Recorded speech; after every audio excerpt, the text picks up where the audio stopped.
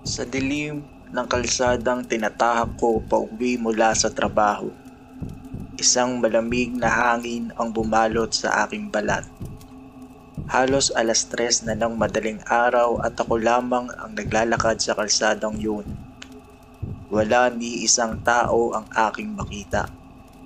Ang ilang ilaw mula sa mga bintana, tanda ng mga natutulog o nagbabantay.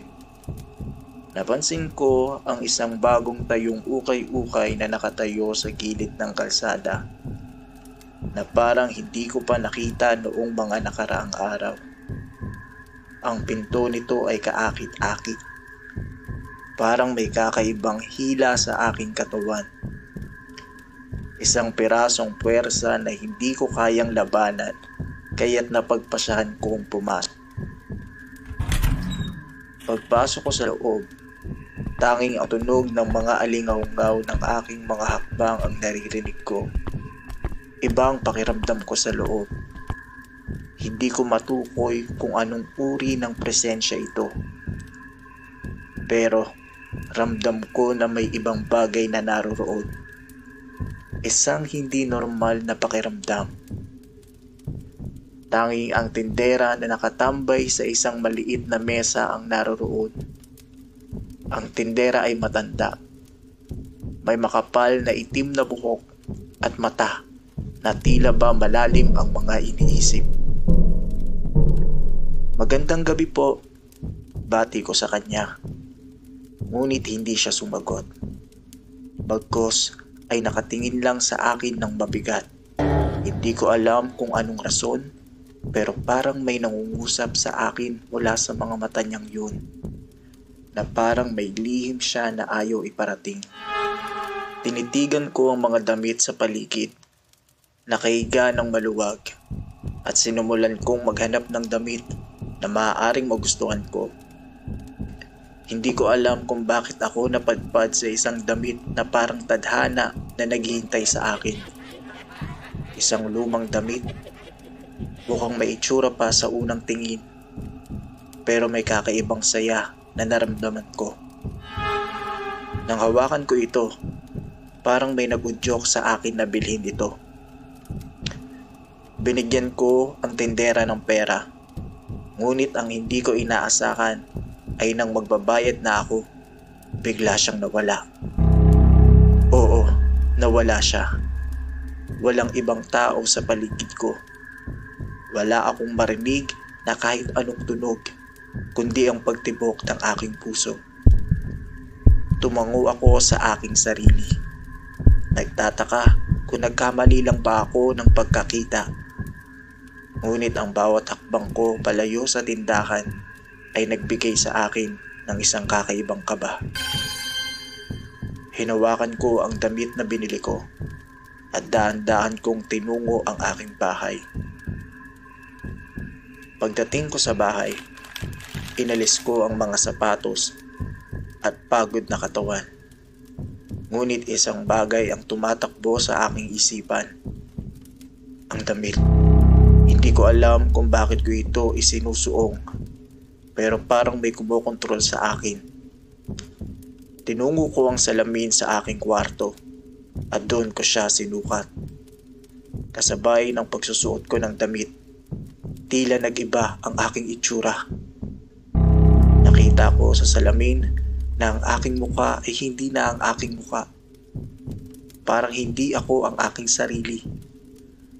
Parang isang estranghero na may ibang mga mata, ibang itsura. Hindi ko kayang ilarawan ang pakiramdam na iyon. Dahil para bang may ibang tao sa aking katawan. Ako ba ito? O isang kaluluwa na pumasok sa aking katawan? Nang magising ako mula sa matinding pagkabigla, nagsimula akong magsalita. Ngunit ang boses ko ay hindi ko na rin marinig ng maayos. Ang mga kamay ko ay nagsimulang magtulungan at para bang pinapalakas nila ang galaw ng aking katawan. Hindi ko na kayang kontrolin ang sarili ko. Hindi ko alam kung paano ko sasabihin sa aking sarili na nagbago na ako. Habang ako'y nagsusubok na kumalma, nagsimula akong magduda sa sarili ko. Hindi ko kayang ilaban ang nararamdaman ko. At bigla ko na lang naisip na magtangka na gumising sa sarili.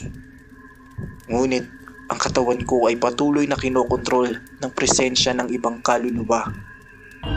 Ang katawan ko ay para bang isang laruan na gumagalaw ayon sa gusto ng kaluluwa. At nang hindi ko kayang labanan, isang malakas na puwersa ang nagpatahimik sa akin. Itinutok ang ulo ko sa mesa at pinapalo. Pinipilit kong lumaban, pero ang lakas ng kaluluwa ay parang bagyong dumaan sa akin. Hindi ko na kayang magpigil. Sa bawat segundo na dumaan, parang ang kaluluwa ay nagpapaikot sa katawan ko.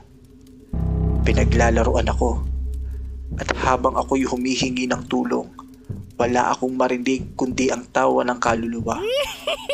Naubos ang lakas ko at ang mga mata ko ay halos magdilim. Tumagos sa aking isipan ang isang saloobin. Pwede ko bang pabayaan na lamang ito? O pwede ko bang makuha ang aking katawan pabalik? Naglakad ako palayo sa salamin at nakita ang kalan sa kusina.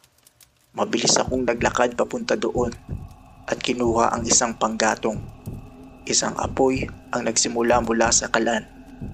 Pumunta ako at itinapat ang aking mga kamay sa apoy. Ang init nito ay sumabog sa aking katawan at isang sumisikip na pakiramdam ang dumaan sa aking laman. Habang ang aking katawan ay unti-unting nasusunog, muling umabot ang kaluluwa sa aking isipan. Hayaan mo na akong umalis, ang nagmamakaawang tinig ko. Hindi, ang matalim na boses ng kaluluwa. Ang katawan mo ay akin na. Habang patuloy na naririnig ko ang ingay ng kaluluwa, isang lakas na hindi ko kayang ipaliwanag ang bumangon sa katawan ko. Kailangan kong labanan. Isang huling pagsubok. Kailangan kong magtagumpay bago mahulog lahat ng pag-asa. Hinubad ko agad ang damit na kinuha ko sa ukay-ukay.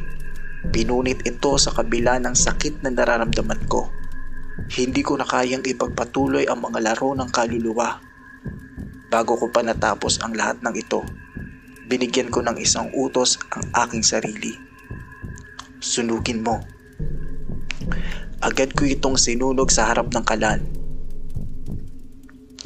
Isang malakas na pagsabog ang sumabog mula sa apoy at nang lumabas ang usok, napansin ko na nawala na ang mga tawa ng kaluluwa. Wala na. Ang mga pangarap ko ay muling nagbalik sa aking katawan. Ang kaluluwa ay tumigil at hindi na muling nagpakita. Isang tahimik na gabi ang sumunod at muling naramdaman ko ang lakas ng aking sariling katawan. Hindi ko na kailangan magtanong kung anong nangyari dahil alam ko na kahit paano napalaya ko ang aking sarili.